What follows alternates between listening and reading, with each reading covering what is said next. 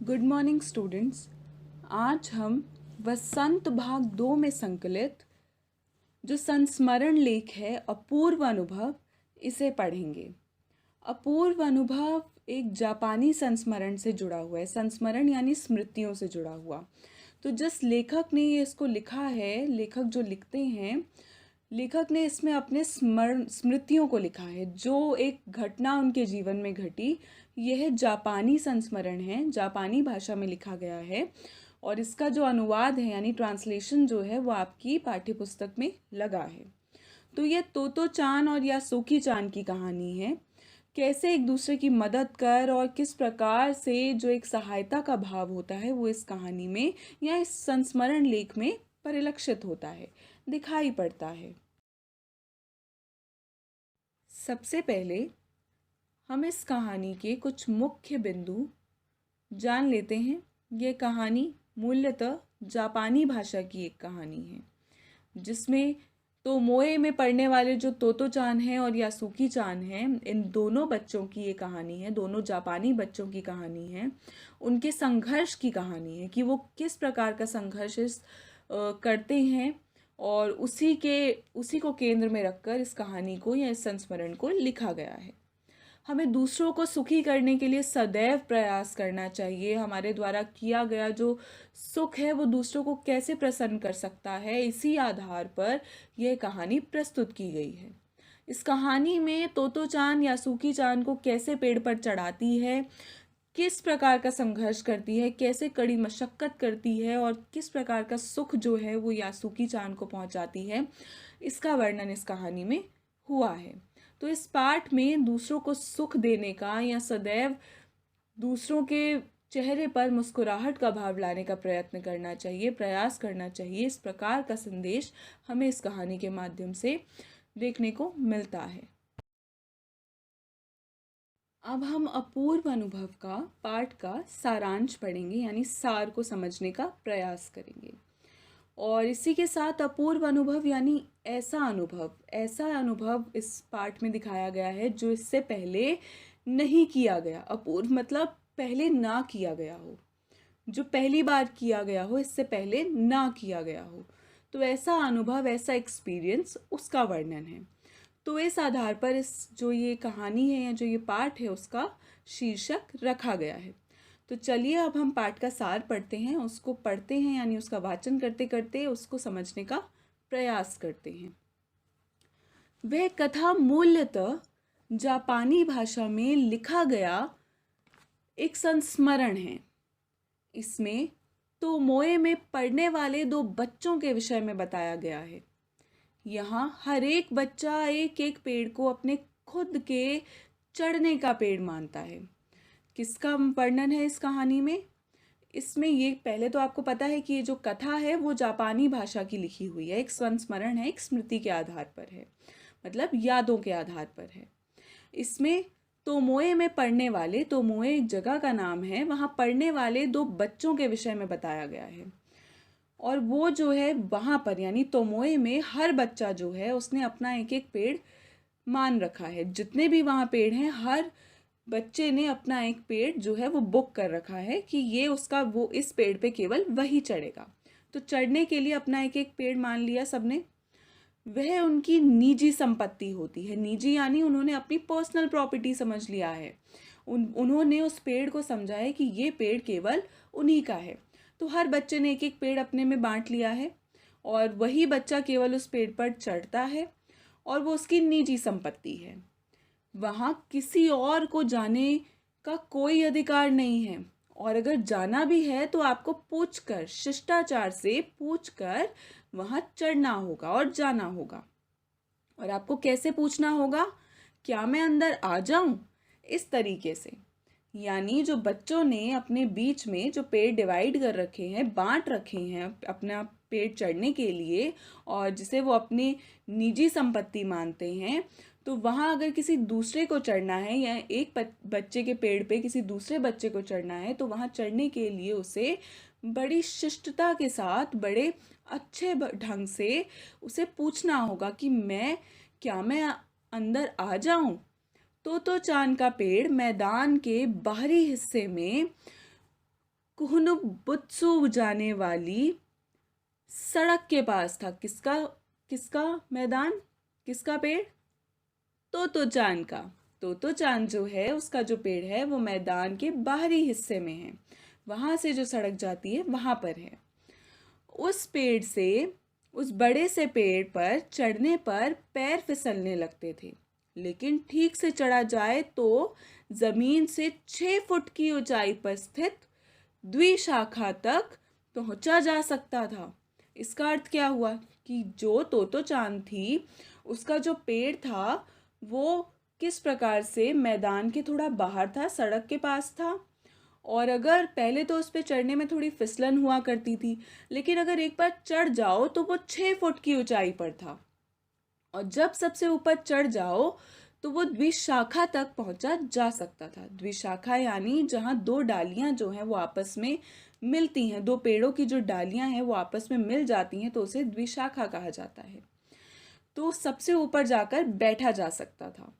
किसके पेड़ पर? तोतोचान के। कहाँ पर था? जो सड़क के पास, मैदान के बाहरी हिस्से में सड़क के पास। और वो कितनी ऊंचाई पर स्थित था? 6 फुट की। वह झूले जैसी आरामदेह जगह थी। कैसी जगह थी वो? झूले जैसी लगती थी। कौन सी जगह? जो द्विशाखा वाली जगह थी पेड़ की ऊंचाई पर, वो कैसी लगती थी? झूले जैसी आरामदेह। तोतोचान अक्सर खाने की छुट्टी के समय या स्कूल के बाद उस पर चढ़ी मिलती थी। तो तोतोचान क्या करती थी? जब भी खाने की छुट्टी होती यानी लंच ब्रेक होता या स्कूल की छुट्टी होती, वो वहाँ पेड़ पर जाकर चढ़ जाती और वहीं मिलती हमेशा। वहाँ से वह दूर आकाश में या सड़क पर आ जा रहे लोगों को देखती।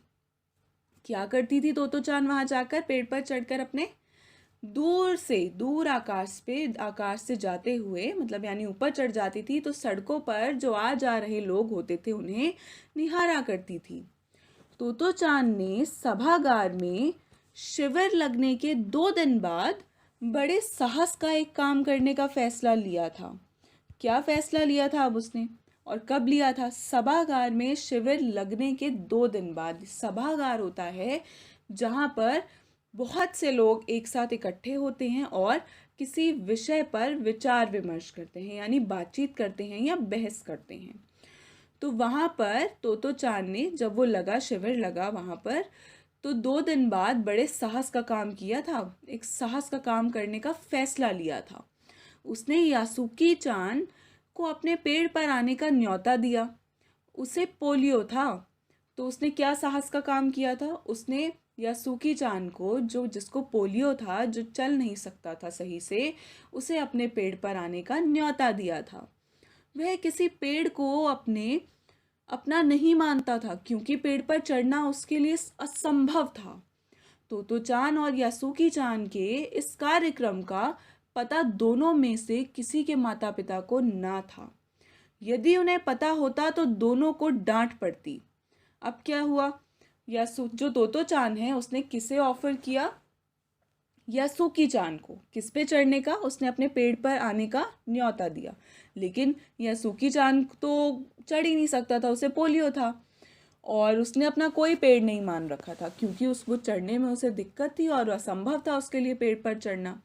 तो तोतोचान और जो यासुकी चान है उन्होंने अपना एक कार्यक्रम बनाया कि वो पेड़ पर चढ़ेंगे, और दोनों ने अपने माता पिता को यह बात नहीं बताई। अगर वो बताते तो उन्हें डांट पड़ती। तोतोचान ने घर से निकलते समय माँ से झूठ कहा कि वह यासुकी चान के घर जा रही है। यही कारण था कि उसकी माँ की नजरें जो हैं वो नहीं देख सकी वो, क्योंकि तोतोचान ने झूठ कहा अपनी माँ से कि वो यासुकी चान के केवल घर जा रही है, लेकिन ऐसा नहीं था, वो उसको अपने पेड़ पर ले जा रही थी और माँ से वो नज़रें नहीं मिला पा रही थी, क्योंकि अगर वो नज़रें मिलाती तो उसका झूठ पकड़ा जाता। तो वो आंखें झुकाकर उन्हें झूठ बोलकर घर से निकल गई।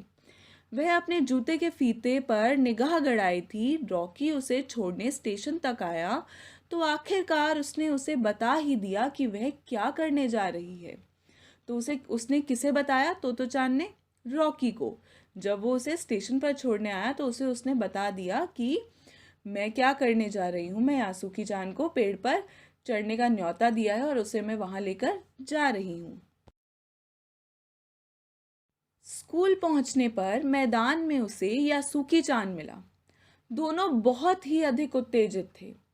एक दूसरे से मिलकर वे हंस पड़े। दोन तोतो चान उसे अपने पेड़ के पास ले गई। वहां वह चौकीदार के यहाँ से एक सीढ़ी उठाकर लाई। कहाँ से लाई तोतो चान? एक चौकीदार के यहाँ से वो एक सीढ़ी उठाकर लाई और दोनों उत्तेजित थे पेड़ पर चढ़ने के लिए। उसे तने के सहारे से लगाकर द्विशाखा तक पहुंचाया। उसने क्या किया? तने से जोड़ा, यानी पेड़ से जोड़ते हुए उसने लगा दिया और वो द्विशाखा तक वो सीढ़ी पहुंच गई। स्वयं कुर्सी के सहारे ऊपर चढ़कर उसने सीढ़ी पकड़ ली और यासुकी चान को ऊपर चढ़ने के लिए कहा। उसने क्या किया कि वो कुर्सी के सहारे वो ऊपर चढ़ गई और पेड़ पर चढ़कर बैठ गई और उसने सीढ़ी को थाम लिया, यानी टाइट से जोर से पकड़ लिया।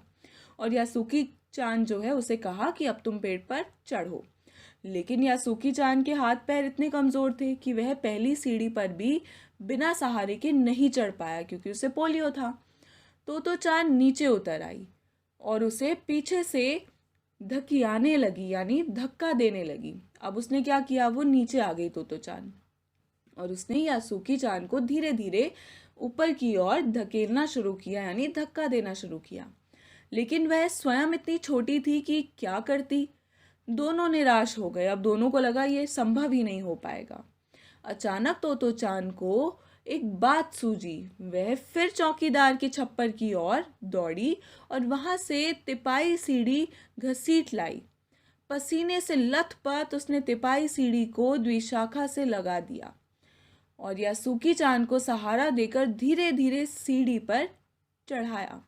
तो अब क्या किया? अब तो चढ़ा नहीं जा रहा था, क्योंकि वहां से पहले वो कुर्सी लाई थी, सीढ़ी लाई थी, उस पर नहीं चढ़ा जा रहा था। तो वो तिपाई सीढ़ी लेकर आई जिस पे चढ़ना थोड़ा संभव था। केवल हाथों की मदद से वो ऊपर उससे चढ़ना होता है और पैर को फंसाना होता है। तो यासुकी चान जो ऊपर चढ़ने की प्रयास कर रहा था, पीछे से तोतो चान उसे धकेल रही थी, धक्का दे रही थी और धीरे धीरे उसे ऊपर चढ़ाने का प्रयास कर रही थी। दोनों जान ना पाए कि यासुकी चान को ऊपर चढ़ाने में कितना समय लगा।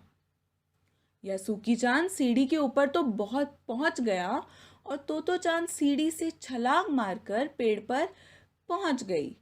लेकिन यासुकी चान को वहां से सीढ़ी पर लाना बहुत मुश्किल हो गया। दोनों को अपनी सारी मेहनत बेकार लगने लगी। तोतो चान का रोने का मन होने लगा, लेकिन वह रोई नहीं। उसने हिम्मत नहीं हारी उस वक्त भी, कि जब उसे लगा कि अब तो अभी भी नहीं चढ़ पा रहे हैं अच्छे से। फिर भी वो हारी नहीं। उसने मुश्किल का सामना किया और उसने यासुकी चान को लेट जाने को कहा और उसका पोलियो वाला हाथ पकड़कर उसे द्विशाखा पर खींचने की कोशिश करने लगी। तो ऊपर जाकर वो उसे कैसे बिठाती द्विशाखा पर? तो अब क्या किया? उसने यासुकी चान को कहा कि तुम जो है वो तिपाई सीढ़ी जो है उस पर थोड़ा सा लेट जाओ और वो उसने पोलियो वाला हाथ पकड़ा और द्विशाखा पर खींचने का प्रयास किया ताकि वो ऊपर आकर बैठ सके। उस समय अगर कोई बड़ा उन दोनों को देखता तो जरूर चीख पड़ता। दोनों बहुत खतरा उठा रहे थे। काफी मेहनत के बाद दोनों आमने सामने द्विशाखा पर थे। पसीने से लथपथ तोतो चान ने सम्मान से यासुकी चान का अपने पेड़ पर स्वागत किया। यासुकी चान ने झिझकते हुए मुस्कुराकर पूछा, क्या मैं अंदर आ सकता हूँ? उस दिन यासुकी चान को एक नई दुनिया की झलक दिखाई दी। वहां बैठे बैठे दोनों देर तक इधर उधर की बातें करते रहे। यासुकी चान ने उस दिन पहली बार तोतो चान को टेलीविजन के बारे में बताया, जिसके बारे में उन दिनों कोई नहीं जानता था। यासुकी चान को उसकी अमेरिका में रहने वाली बहन ने उसके बारे में बताया था। यासुकी चान और तोतो चान पेड़ पर बैठे बेहद खुश थे। यासुकी के लिए पेड़ पर चढ़ने का यह पहला और आखिरी अवसर था, क्योंकि कोई अगर देख लेता कि किस प्रकार जो तोतो चान है वो यासुकी चान को ऊपर चढ़ा रही है और किस प्रकार की स्थिति है, तो कोई ना कोई बड़ा वहाँ होता तो वो चीख पड़ता। लेकिन वो किसी ने नहीं देखा और दोनों ने कड़ी मेहनत के बाद जो है वो ऊपर चढ़ गए और बैठे जाकर। तो कैसे मुस्कुराकर जो यासुकी चान ने है वो उससे पूछा कि क्या मैं अंदर आ सकता हूँ। उस दिन यासुकी चान जो है वो बहुत प्रसन्न था। उसने इससे पहले पेड़ के ऊपर चढ़कर इस तरह का दृश्य पहले कभी देखा ही नहीं था। दोनों ने बैठकर, तोतो चान ने और यासुकी चान ने बहुत सी बातें की। और जो यासुकी चान है उसने टेलीविज़न के बारे में तोतो चान को बताया, जो कि उसकी अमेरिका वाली बहन ने उसे बताया था। तो तोतो चान वो सुनकर बहुत हैरान थी। और यासुकी चान और तोतो चान जब पेड़ पर बैठे थे वो तो बेहद खुश थे। और यासुकी चान के लिए पेड़ पर चढ़ने का वो पहला और आखिरी अनुभव था। इसीलिए इस पाठ का नाम रखा गया है अपूर्व अनुभव, यानी इससे पहले भी नहीं अनुभव किया है, ऐसा एक्सपीरियंस नहीं किया और शायद इसके बाद भी कभी ऐसा करने का मौका उसे नहीं मिलेगा। तो एक साहस का किसी दूसरे व्यक्ति के लिए किस प्रकार आप सहायता करते हैं, किसी दूसरे को प्रसन्न करने का प्रयास करते हैं, उसका वर्णन इस कहानी में किया गया है। शब्दार्थ: अपूर्व, जो पहले ना हुआ हो। अनुभव, तजुर्बा, ज्ञान। सभागार, वह स्थान जहाँ लोग एकत्र होकर यानी इकट्ठा होकर किसी विषय पर चर्चा करते हैं। शिविर, कैंप। धकियाना, धक्का देना। जोखिम, खतरा। द्विशाखा, दो डालियों को मिलाने वाली जगह। सूना, सुनसान। तो किस प्रकार इस कहानी ने अपूर्व अनुभव कहानी जो है या संस्मरण जो है उसने किस प्रकार के भाव को व्यक्त किया है कि कैसे हिम्मत नहीं हारनी चाहिए, दूसरों को भी जो खुशी है वो प्रदान करने का या प्रसन्न करने का हमें इस तरह के प्रयास करने चाहिए कि हम किसी के चेहरे पर मुस्कुराहट ला सकें। और इसी के साथ कैसी मेहनत जो है वो तोतो चान करती है और थकती नहीं है, हारती नहीं है, और एक नया अनुभव वो उसको कराती है जो चल फिर नहीं सकता सही से, यानी जो यासुकी चान है जो पोलियो का शिकार है, और उसके लिए वो एक ऐसा अनुभव, उसे ऐसा एक्सपीरियंस कराती है जो उसने पहले ऐसा अनुभव नहीं किया। तो इसी कहानी के आधार पर, इसी संस्मरण के आधार पर आपको एक असाइनमेंट मिलेगा जो आपको कंप्लीट करना है। धन्यवाद।